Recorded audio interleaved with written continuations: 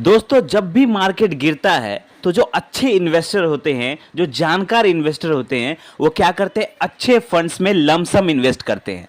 क्योंकि जब मार्केट गिरता है तो सबसे अच्छा मौका होता है पैसा बनाने का, अच्छा पैसा बनाने का। अगर आप एसआईपी इन्वेस्टमेंट करते हैं या आप लमसम इन्वेस्टमेंट करते हैं तो आपके पास कुछ एक्स्ट्रा पैसा जरूर होना चाहिए जब भी मार्केट गिरे, तो आप अपॉर्चुनिटी का फायदा उठाने के लिए। तो ऐसा ही कुछ कमेंट्स आया था हमारे ऑडियंस द्वारा कि सर मार्केट फिलहाल थोड़ा बहुत गिरा हुआ है, अभी के मार्केट क्रैश में ये थोड़ा सा मार्केट डाउन है इस मार्च महीने में, तो क्या हम लमसम कर सकते हैं या नहीं कर सकते। तो हम कहते हैं बिल्कुल आप लमसम कर सकते हैं और अच्छा प्रॉफिट कमा सकते हैं। और कौन से फंड में करना चाहिए, आज हम वो पूरा फंड लेकर आए हैं कि आपको कौन से फंड में इन्वेस्ट करना चाहिए, फिलहाल लमसम आप किस फंड में कर सकते हैं और कितना पैसा आप लमसम कर सकते हैं। और आप ये भी एक्सपेक्ट कर सकते हैं कि प्रॉफिट आपको कब होगा, हम ये भी बताएंगे कि कब आप प्रॉफिट एक्सपेक्ट कर सकते हैं। और ये बिल्कुल सही मौका आप कह सकते हैं इन्वेस्ट करने का। तो वीडियो के लास्ट तक बने रहे, बहुत जबरदस्त वीडियो होने वाली है ये लमसम इन्वेस्टमेंट के लिए। अगर आप भी लमसम इन्वेस्टमेंट करके पैसा बनाना चाहते हैं तो ये बिल्कुल सही मौका है और सही वीडियो है। चलिए इस वीडियो को शुरू करते हैं। सबसे पहले हम बात करते हैं कि मार्केट जो है ना, ये इतिहास रहा है। मैं हमेशा कहता हूं कि मार्केट हमेशा रिपीट करता है, मार्केट हिस्ट्री को रिपीट करता है। आपने देखा होगा पिछले 5 साल की अगर आप हिस्ट्री उठा के देखें तो मार्च महीने में 2021 को अगर छोड़ दे, बाकी अगर आप देखेंगे तो हर मार्च महीने में मार्केट थोड़ा बहुत जरूर डाउन हुआ है। हर मार्च के महीने में मार्केट गिरता है और फिर सितंबर अक्टूबर में मार्केट पंप हो जाता है। ठीक है, तो आप उस हिसाब से अगर सोचा जाए तो अभी लमसम करने का बिल्कुल सही मौका है। मैंने पिछले कुछ वीडियो में बात की थी कि हाँ 2023 में भी मार्केट मार्च में थोड़ा सा गिरा था, 2022 में भी गिरा था, 2020 में तो बहुत ज्यादा गिरा था।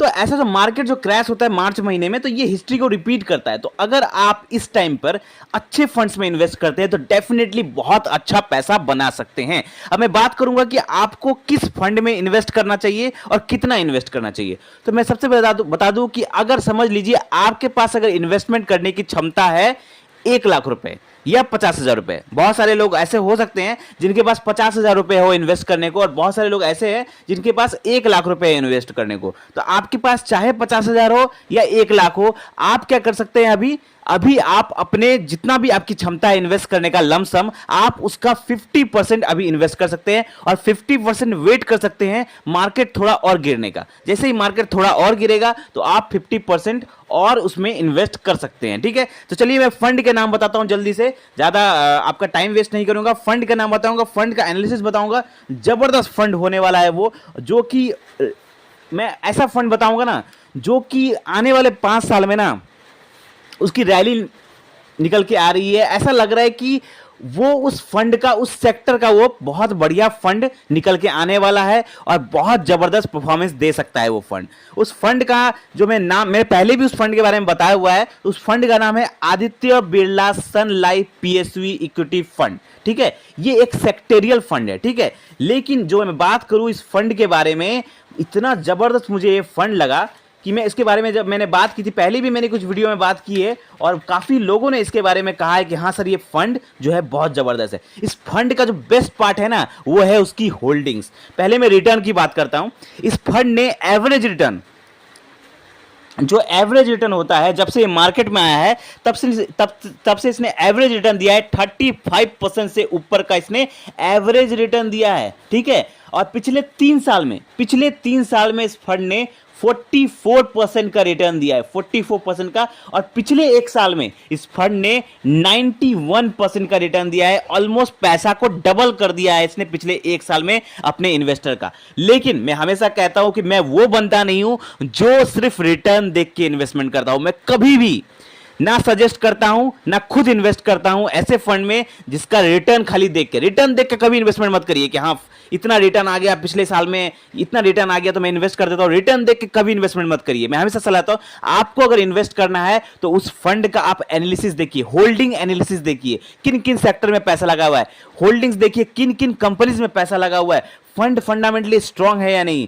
फंड का एक्सपेंस रेशियो क्या है, ये सब देख के ही इन्वेस्ट करिए। तो मैं इस फंड की, आप जब इस फंड की होल्डिंग देखेंगे ना, आपका ना दिल खुश हो जाएगा। इसकी होल्डिंग्स जब आप देखेंगे तो इसका होल्डिंग्स जो है वो है, मैं एक एक करके आपको बता रहा हूं, ज्यादा नाम नहीं ले सकता, आप खुद भी चेक करिएगा। इस फंड का अगर होल्डिंग देखेंगे तो Coal India Limited, NTPC, Power Grid Corporation, IREDA, Hindustan, State Bank of India, Bank of Baroda, मतलब ऐसे ऐसे कंपनीज में, गवर्नमेंट सेक्टर की कंपनीज में इनका पैसा लगा हुआ है।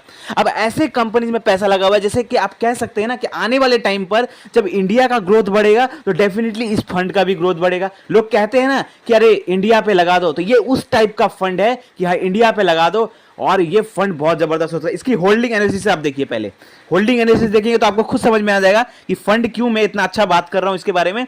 इसका होल्डिंग एनालिसिस जब आप देखेंगे तो इनका 46% जो पैसा है ना वो इंडिया के एनर्जी सेक्टर में लग रहा है। अब एनर्जी सेक्टर पे क्या है, रिन्यूएबल एनर्जी, सोलर एनर्जी, इन सब पे काम कर रही है हमारी गवर्नमेंट, बहुत ज्यादा फोकस कर रही है हमारी गवर्नमेंट। और आने वाले टाइम पर, आने वाले अगले 5 साल पर आप देखिएगा इन सब सेक्टर का बोलबाला रहेगा। फाइनेंस सेक्टर पे 29% इनका पैसा जा रहा है और एनर्जी सेक्टर पे 46% पैसा जा रहा है। तो ऐसे ऐसे सेक्टर पे पैसा, डिफेंस सेक्टर, इनका डिफेंस सेक्टर पे भी पैसा जा रहा है, रेलवेज में भी पैसा जा रहा है, रिन्यूएबल एनर्जी पे भी पैसा जा रहा है, फाइनेंस सेक्टर पे पैसा जा रहा है। तो ऐसे ऐसे सेक्टर पे ये फंड इन्वेस्ट कर रहा है, इनके फंड जो मैनेजर है ऐसे ऐसे सेक्टर पर पैसा इन्वेस्ट कर रहे हैं जिन सेक्टर पर आने वाले टाइम पर हमारे देश में ग्रोथ होने के चांसेस है, बहुत अच्छा ग्रोथ होने के चांसेस है। अगर इंडिया की जीडीपी बढ़ती है, इंडिया अगर इन सेक्टर पर अच्छा परफॉर्मेंस करती है, जिन सेक्टर पर पैसा लगा रहे हैं, डेफिनेटली ये फंड आप देखेंगे ना, आपको ना एकदम जेम साबित हो सकता है ये फंड, और बहुत तगड़ा रिटर्न बना के दे सकता है आपको ये फंड। इस फंड में आप डेफिनेटली लमसम कर सकते हैं। मार्केट डाउन थोड़ा सा होता है, आप 50% अभी इन्वेस्ट कर सकते हैं और 50% आप वेट कर सकते हैं कि मार्केट थोड़ा सा और डाउन जाए। इलेक्शन का टाइम है, हो सकता है मार्केट थोड़ा और डाउन जाए, और जैसे ही मार्केट डाउन जाएगा आप और 50% इसमें इन्वेस्ट कर सकते हैं। अगर आपकी क्षमता है 50,000 रुपए इन्वेस्ट करने की, ठीक है, अगर आपकी क्षमता 50,000 लमसम इन्वेस्ट करने की है तो आप अभी 50% यानी कि 25,000 इस फंड में इन्वेस्ट कर सकते हैं। और आप वेट कब कर सकते हैं, आप प्रॉफिट कब दिखेगा, आपको दिखेगा सितंबर से अक्टूबर में। कि मैं हमेशा कहता हूं मार्केट रिपीट करता है, आप देखिएगा सितंबर अक्टूबर में मार्केट रिपीट करेगा और आपका जो पैसा है पॉजिटिव में जाएगा और अच्छा रिटर्न बना के देगा। अगर आप इसको होल्ड कर सके, अगर आप अभी जो पैसा लगा रहे हैं इसको अगर आप होल्ड कर पाए आने वाले 5-10 सालों के लिए, तो आप देखेंगे इसमें कितना बढ़िया पैसा आपको ये बना के दे सकता है, आपको बहुत जबरदस्त रिटर्न बना के दे सकता है ये फंड। तो ये फंड आपको कैसा लगा, इसका एक्सपेंस रेशियो भी अगर देखेंगे तो बहुत कम है, 0.58% का है।